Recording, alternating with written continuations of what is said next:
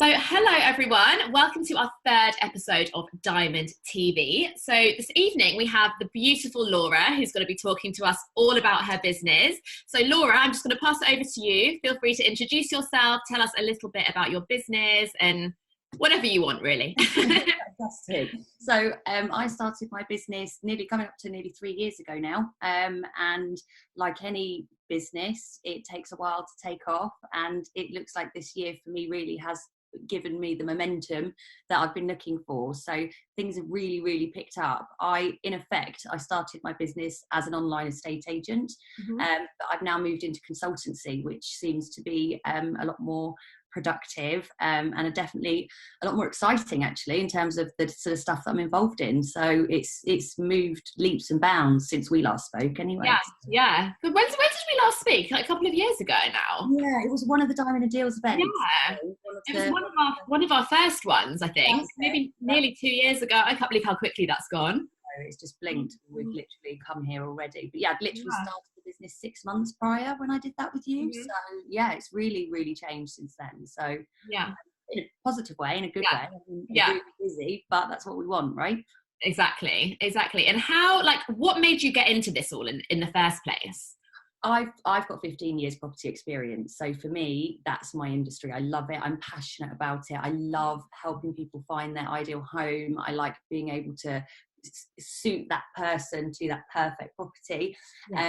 And I've got 2 young children. So it got to a bit of a point in my career where doing that 50 to 70 hour a week in an office just wasn't conducive with having 2 young children. So I decided to be really brave and take that leap and start the business so that it was a lifestyle business for me and I could spend my time with the children, but also, as you know, work up in the evening once they're asleep, as we all do when we're running our own business. And not be restrained by those office hours. So that for me was primarily the reason why I started. And I saw a gap in the market, that the estate agents were charging huge fees to sell houses and then introduced purple bricks to the market, which was that upfront cost. So I kind of charged the purple bricks prices, but only charged people on completion. So it was that sort of middle ground, and that's what got me going, got me traction, got my name out there in Milton Keynes, which was fantastic. And now I'm looking at do things all over the country now. So it worked, which is amazing. That's the main thing, right? As long as you're going in the right direction and it's working out how you want it to, then that's absolutely amazing. But I think as well, like what you said about not having those office hours, like that's such a big thing, isn't it? Massive. And a lot of people are really frightened of taking that leap and making that step. But and don't get me wrong, and like many others I'm sure, it was terrifying at first. You learn by making mistakes, and as long as you're thick-skinned and you can pick yourself back up and say, right, I learned that is not the way to do it, and then change your model moving forward, you're only going to succeed. So that was really my sort of ethos behind it all, really. Totally. And I think as well, like people can start, you don't have to start your business and give up everything else. Like you can start your business alongside still doing your 9 to 5 job if that's what you do. And then gradually, as time goes on, you can just be like, okay, that's it. No more office for me. And I'm ready to go. I actually launched the company when my children broke up on summer holidays. Okay. So it was crazy. They were like, Laura, you're doing this big business plan and you've got the kids full time over the summer. You're sure this is the right decision? But for me, absolutely it was the right decision. Being able to spend that time with my children, when they were with my mum or with my husband, or it was just, that was my time to then focus on business. And if I want to stay up till silly hours in the morning emailing and chasing clients and doing that sort of extra work, then that's my choice. Exactly. And like when you know that's what you want to be doing, you do it no matter what. And I think you're always going to have people that are like, are you sure you're going to be doing this? Are you sure you should be doing that? And you're like, yes, I'm sure. I am positive. Thank you.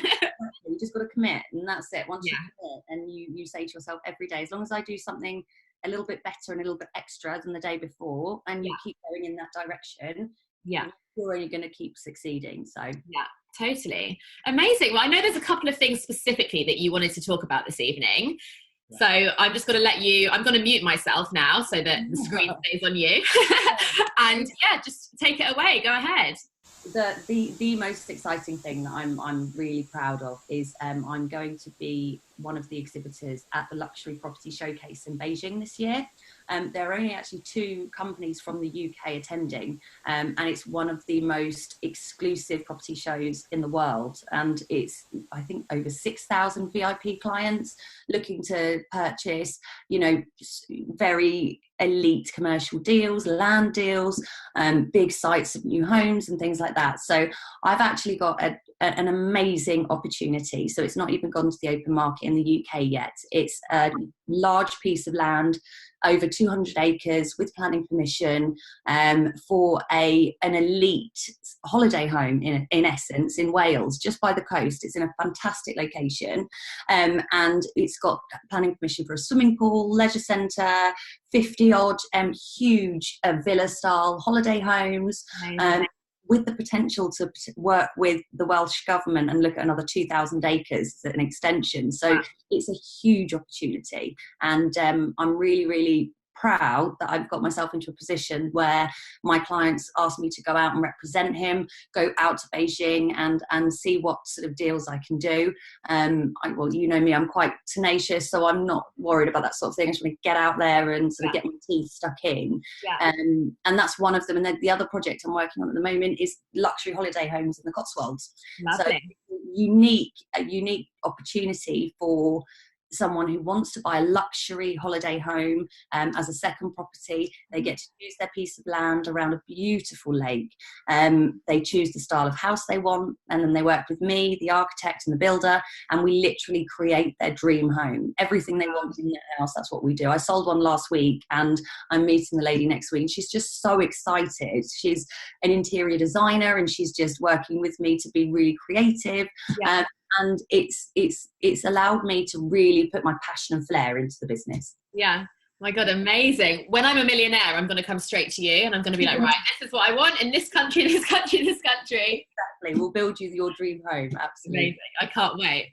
So all your clients that you have, are they like a wide range of people? Like what's your typical client? I mean, I have clients in Dubai. I have clients all over the country, but I'm working with a particular developer at the moment who's based in Sweden. Yeah. They are part of, I don't know if you've heard of Sodra. I have actually, yeah. Biggest timber distributors to the entire globe. Yeah. And they are, so it's a company owned by Sodra. Okay. And I'm working with the guys out in Sweden because they create a new style of build, the new way of building. So traditionally here in the UK, we do brick built properties. These builds actually come over in a closed panel system. So that may not mean much to most people, but in effect, you have each wall of a house, if you like, coming over from Sweden with the windows, pipework, electrics, all in that wall. So it's like a Lego house. You build it. They are they're one of the most eco-friendly houses that you can build. So one site that we have in Buckinghamshire, I think the statistic is 77% more eco-friendly than your traditional British built property. Amazing. So we're really, really proud of that, really proud. And that cuts people's energy bills down. You know, everyone nowadays is working towards trying to be more eco-friendly. Yeah. If we can try and actually, I'm working with these guys in Sweden, and there was a big press release recently because Japan have just invested 9 million into the UK property market, and they've done a deal with Urban Splash, and they're building some properties, again, in a modular system. So it's all very eco-friendly, mirroring the sort of thing that we're doing, except we're doing it on a much, much bigger scale. We're looking at sort of 20 to 30 sites across the UK. But this time next year, the developer that I'm contracted with will be a household name, like one of the bigger players that we're used to hearing. So it's really exciting. Yeah. Wow. So all the like eco-friendly stuff, is that stuff, I know it's like becoming bigger and bigger now. So when you're planning, you know, you're doing all the houses, you're doing everything, is that like a top priority at the moment? Yeah, so Sweden are really, really, really, they're very conscious about their eco footprint, so much so that we could learn a lot from them here in the UK, to be fair. And actually, to be fair, a lot of other countries do it a lot better than we do. Yeah. Got a long way to go, but it's companies like the company I'm working with who will help show us and guide the way, because we will, once these sites launch and people jump all over them, because once you get inside them, not only are they luxurious, we have high-end products, high-end kitchens, high-end bathrooms, everything is high-end, but at the same time you're saving a fortune on all your bills, and you just don't need as much to sustain the property. So they're fantastic. Everyone wins, basically. Exactly. It's a no-brainer. So once you explain it to someone, it's not, you don't have to sell them. You just explain what the product is, and the product sells itself. So. Yeah. Incredible. And what would you say like the main highs and lows are of, doing what you do?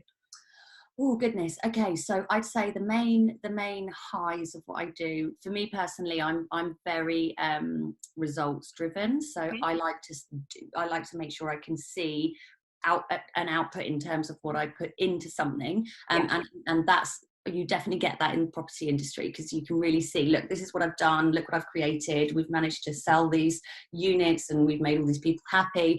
In terms of lows, I think, like running any business, you don't switch off.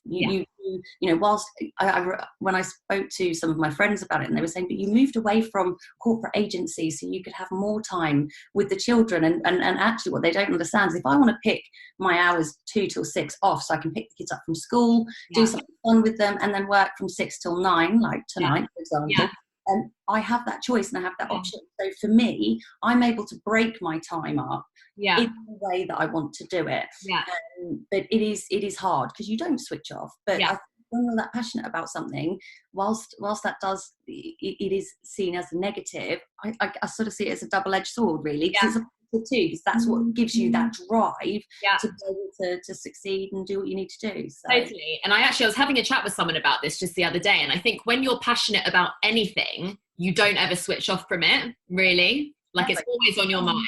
You look at someone who loves the gym, for example. I mean, I know you are, and I follow you all the time for what you do, but you love it. You have a passion for it, so it's easy. Exactly. It's not a chore. You're not dragging yourself out of bed going, oh my God, I have to do this. You jump out of bed and you're like, I'm going to do this. I'm ready. Let's go. Mindset. And it's that mindset that changes your life, your career, your results, everything. Totally. And I think actually, like, the mindset of an entrepreneur, like me and you will have a very similar mindset just in general, because I think it does take a certain mindset to do it, to take that leap and to just go for it, because a lot of people are just happy, with a 9 to 5, and that's absolutely fine. They're totally happy with that. But some people just aren't, and you want that time freedom, everything else that comes with it as well. Agreed. I think it almost slips into 3 categories, doesn't it? You've got almost 4. You've got the people who do that sort of standard 9 to 5, who enjoy it, and fantastic, that's great, you're happy with what you do. You've got the people that do that sort of position, they don't like it, but you've got that then springs off into 2 categories of people. People that will say, right, I'm going to focus and I'm going to change my life, and I'm going to change what I do in my career path. And people that don't necessarily know how to, or have the confidence to do that. And that's why I like working with you on any of these Diamond and Deal videos, because I like to show, my biggest message out is just to show anyone can do it. Anyone can go out there and be a business owner. It sounds so grand, and but anyone can. You've just got to love what you do, learn, and be passionate. Absolutely. You just have to make the decision. Make the decision. That's it. It's done. You don't have much of a going back. So exactly. Just know your ways forward. That's it. You're done for the rest of your life. Exactly. Brilliant. Amazing. And then if you were to give advice for people who are thinking about going into the property industry, what kind of tips would you give them? See, it's hard, because I think for me it would depend on what experience that person had in particular, because the property industry is so vast. You know, you've got experience with new homes, or you might have experience with lettings or sales. I would have a unique bit of advice for every different person. Then it all comes back to, if you want to do it, don't be scared about the competition. Don't be scared that there are 75 estate agents in your town. Find a niche, find where they're falling down, do market research, and think, where can I come in here, and how can I fit that last piece in the puzzle and say, well, actually, this is what customers want. And it can take some time, but you've got to just keep going with it, and do that market research, and then you'll find that area where you fit in. Absolutely. I always use the example of like a restaurant, and I always think, you know, when you hear people say, oh, I don't know if I should start my own business because there's already this and there's already that and whatever. And I'm like, okay, but think of how many restaurants there are or shops in the world that all offer basically the same thing, but they all have a slightly different offering. Exactly. And, you know, one day you may say, right, I'm going to this restaurant for this reason. Yeah. And at the weekend you may say, I'm going to this one for this reason. So exactly. be that reason. Yeah. You know, find your niche. Yeah. Amazing. And then just to finish up, putting you on the spot a little bit, but if you were to give 3 tips to someone who is on that verge of thinking about becoming a business owner, so they're thinking of having their own startup, they're not quite sure how to go about it, if they should do it or not, you know, that kind of person, what would your top 3 tips be? Okay, so number 1 would be do it. Yeah. Absolutely. Just do it, bite the bullet, take the plunge, jump off at the edge and just go for it. Yeah. 2 would be speak to someone who's done it. Speak to someone who's been there, done it, you know, learn from their mistakes, listen to their advice. Yeah. Don't necessarily do what someone tells you to do, but listen to that advice. And 3, with any business, do your market research, because you're going to offer what everyone else offers. You'll struggle to fit in. And again, it comes back to finding your niche. So I'd say that was number 3. Amazing. Thank you so much. Is there anything else that you'd like to say before we go off? I just think, if anyone's watching this, have a look at my website, which is bespokeestates.co.uk. If you are in the industry and you have clients that you think might be interested in very high-end off-market deals, come and speak to me. Always looking to do a deal and negotiate. That's what I do. But yeah, absolutely check the website out. That'd be great. Perfect. And you're on some social media as well. They can find you on there. Yeah, Facebook and Instagram. So both are called Bespoke Estates, and find me very easily. And yeah, I'd love you to come on, like the page, come and follow me. It'd be awesome. Yeah.